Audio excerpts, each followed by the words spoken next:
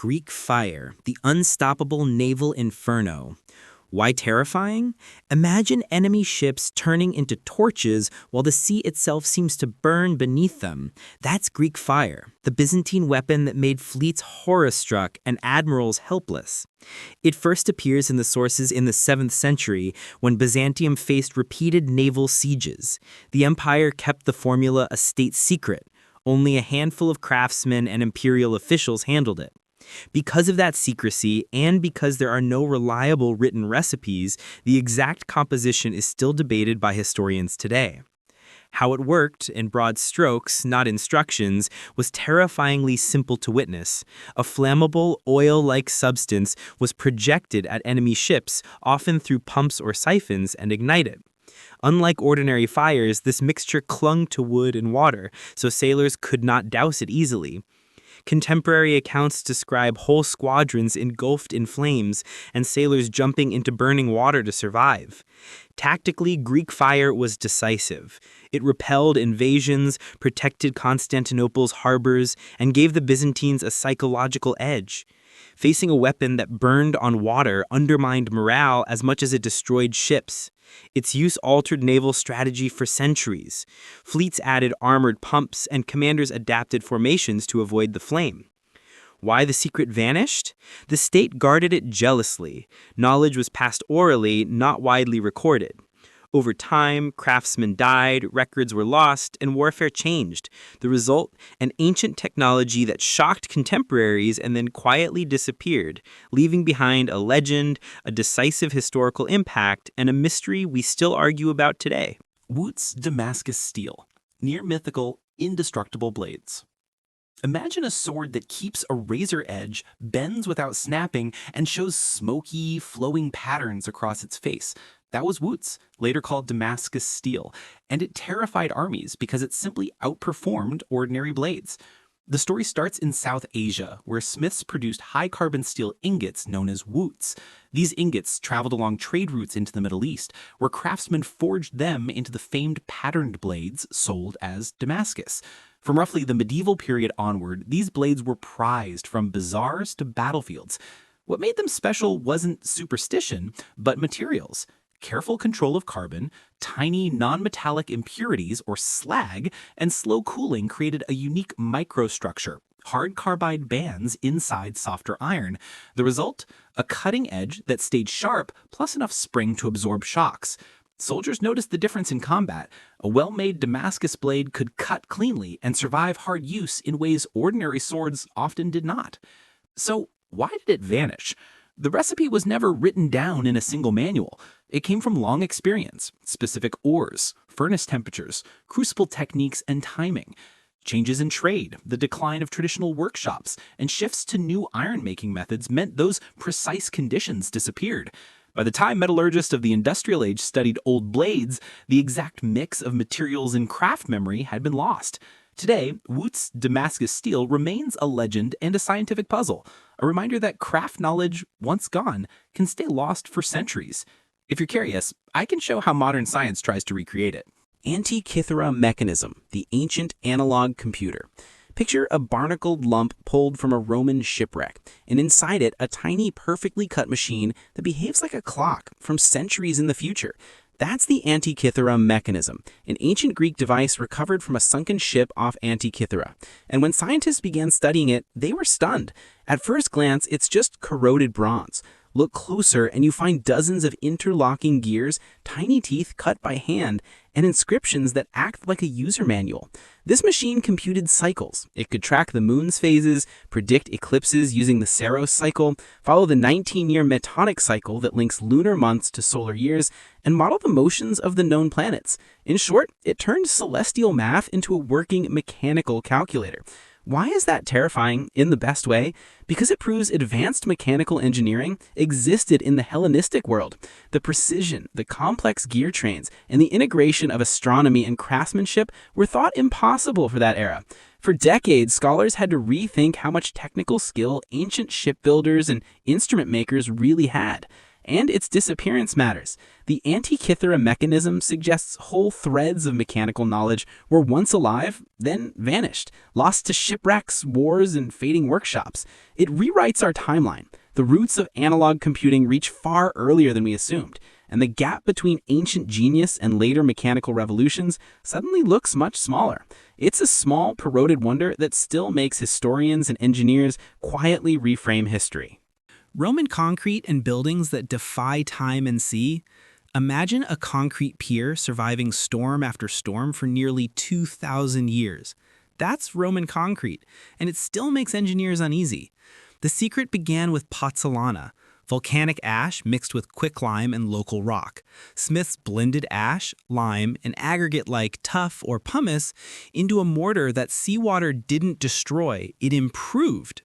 Chemically, seawater and the pozzolanic mix reacted over time to form dense, crystalline minerals. Think aluminous tobermarite and related zeolites. Those minerals grow inside the concrete, filling cracks and binding the pieces into a tougher, self-healing matrix. Modern tests show some Roman marine structures actually gained strength over centuries, instead of crumbling. You see the result everywhere: massive harbor walls, submerged breakwaters, and the Pantheon's unreinforced dome, an architectural feat that has stood virtually intact for almost 2 millennia.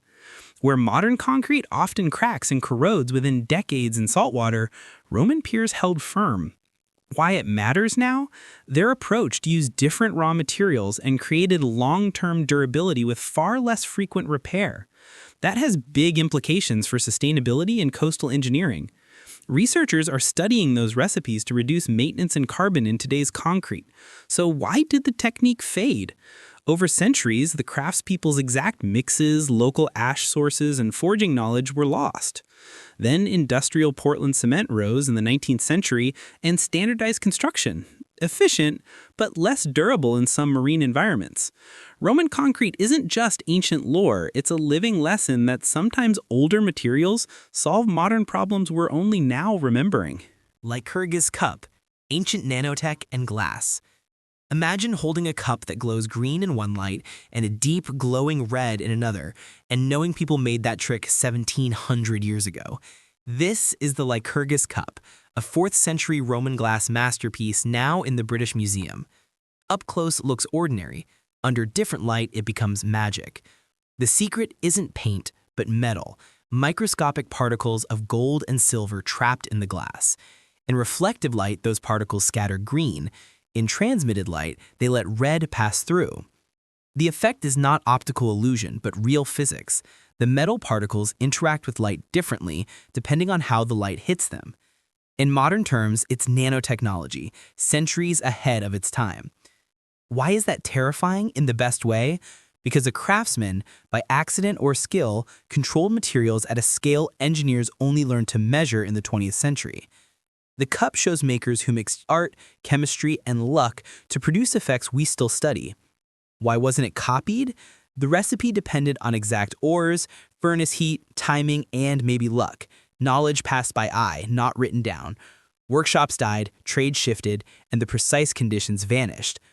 The Lycurgus Cup is tiny but profound, a 4th century lab experiment that forced us to rethink how far ancient material science really went.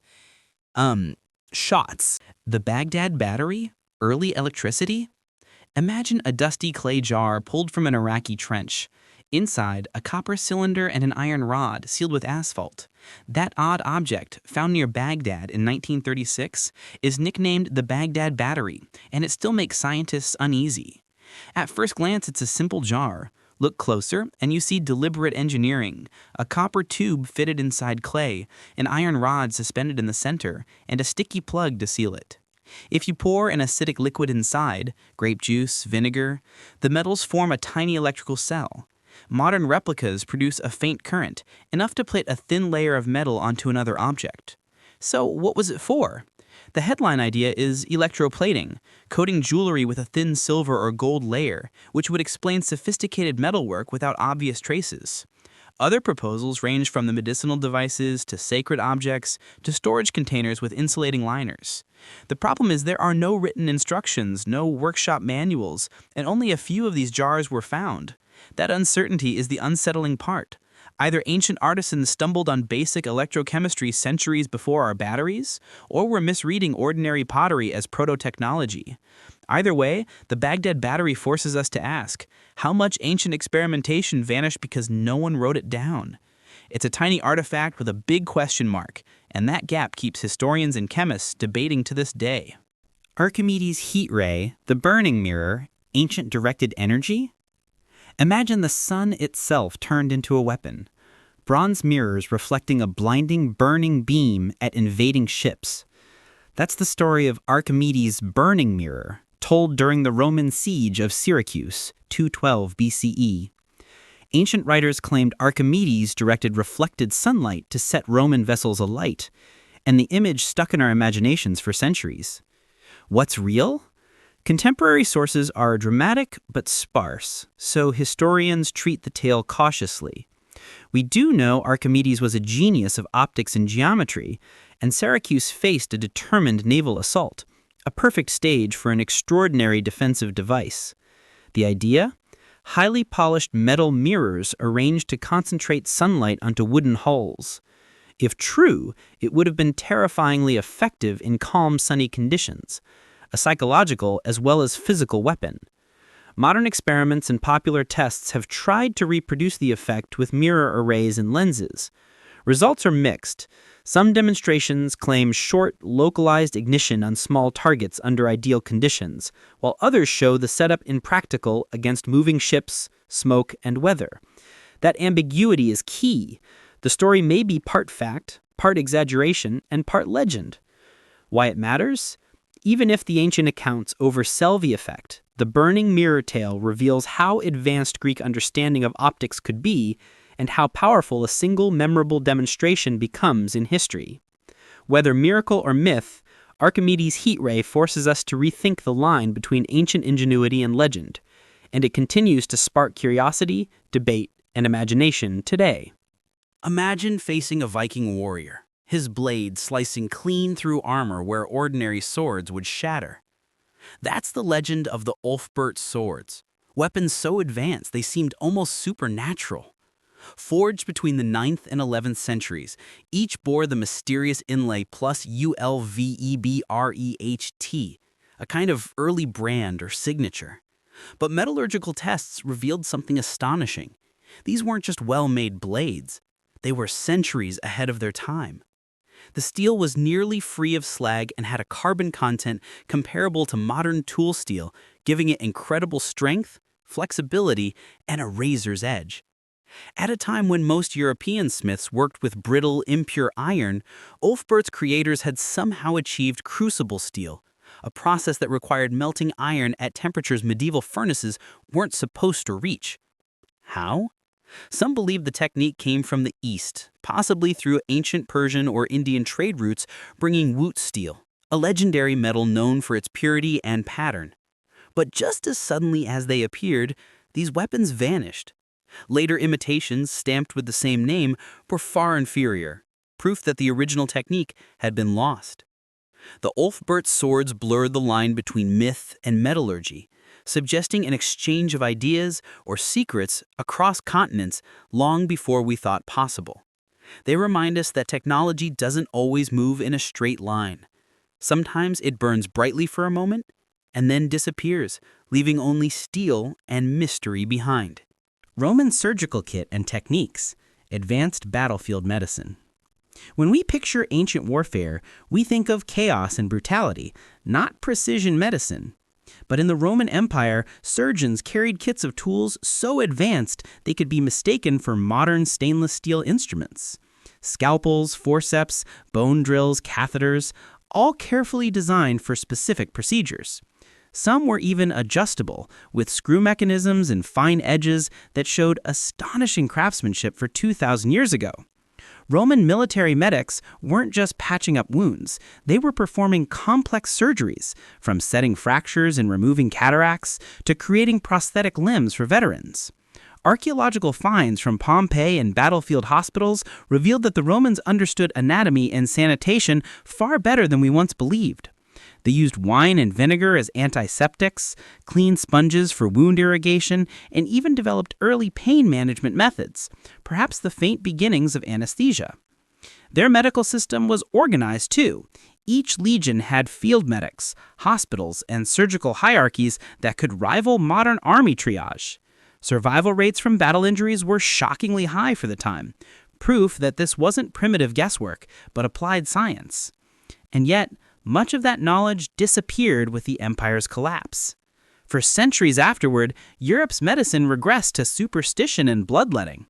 Only fragments of Roman surgical wisdom survived in forgotten manuscripts. It's a chilling reminder. Progress isn't guaranteed. Sometimes humanity learns how to heal, and then somehow forgets. Inca seismic masonry, earthquake-proof engineering. High in the Andes, where the earth itself seems to breathe and tremble, the Inca builders created something that still defies modern explanation: stone cities that refuse to fall. At sites like Machu Picchu and Sacsayhuaman, the massive stone blocks fit together with such perfection that not even a sheet of paper can slide between them, and yet there's no mortar. Each block was carved to interlock with its neighbors in complex, polygonal patterns, distributing seismic forces in a way that kept walls standing through centuries of earthquakes that shattered colonial and modern buildings alike. Some of these stones weigh hundreds of tons, quarried miles away, then transported and shaped with a precision we can barely replicate today. Their secret wasn't just craftsmanship, it was engineering intuition. Wide bases that absorbed vibration, flexible joints that allowed movement without collapse, and a construction philosophy that treated stone as a living material, not a rigid one. When the Spanish arrived, they built on top of these foundations, literally, and their structures fell in every major quake. The Inca walls remained. But the knowledge of exactly how they achieved this resilience was lost, erased by conquest and time. All that's left are the stones themselves, silent, immovable, and still standing guard while the world around them continues to shake. Stradivarius varnish and luthier secrets lost acoustic chemistry. They say a Stradivarius violin doesn't just play music, it sings to the soul. Crafted in the late 17th and early 18th centuries by Antonio Stradivari, these instruments produce tones so pure, so hauntingly alive, that even with all our technology, no one can fully reproduce them. Scientists have spent decades trying to decode the secret, analyzing wood density, shape, even the microscopic vibrations of the soundboard. Yet again and again, one element stands out: the varnish. Stradivari's layered finish wasn't just cosmetic, it changed the way the wood breathed and resonated. Chemical tests have revealed traces of minerals, oils, even traces of borax or volcanic ash, ingredients that suggest a lost chemistry, a craft blending art and alchemy. Some theories claim the secret lies in the maple itself, perhaps altered by the Little Ice Age, giving it a tighter grain and unique resonance. Others insist it's the hand of the master, that no formula can recreate his intuition. And yet, the mystery endures. Modern luthiers come close, but never quite capture that elusive warmth, the sound that seems to vibrate not just through the air, but through emotion itself. The Stradivarius remains a reminder that sometimes science and art meet in a moment that can never be repeated. A fleeting intersection of chemistry, craftsmanship, and genius that still echoes centuries later. The secret of medieval gunpowder explosive formulations, early black powder mastery. Imagine a medieval city trembling as a hidden blast tears through a gate, a weapon born before chemistry was formalized, yet powerful enough to reshape wars. That's early gunpowder, a crude, guarded craft that transformed sieges, navies, and the balance of power. By the 13th century, formulae for explosive mixtures had spread from China across Eurasia. Craftsmen and siege engineers used these mixtures in bombs, mines, firepots, and primitive cannon, terrifying delivery methods that could collapse walls, set ships ablaze, or destroy bridges. Records show entire fortifications, once considered impregnable, falling within days of these new weapons. What made the tech so unsettling was less a single recipe than the secret mastery around it. Specialized mills, careful drying, and quality control kept by guilds and military workshops. Knowledge traveled along trade routes and through captured manuals, but it was often kept orally, protected like a family trade. That made refinement uneven. Some regions produced reliable munitions, others created dangerous, unstable batches. The result changed warfare. Castles lost their monopoly on defense, navies added explosive ordnance, and armies adapted tactics around blast and fire. Yet much nuance vanished. Craft tricks, safety methods, and local manufacturing knowledge faded as dynasties fell and records burned. Important note, we can study this history without teaching replication. The true lesson isn't the recipe, it's how guarded technical knowledge reshaped societies, for better or worse, and why preserving ethical, documented science matters today.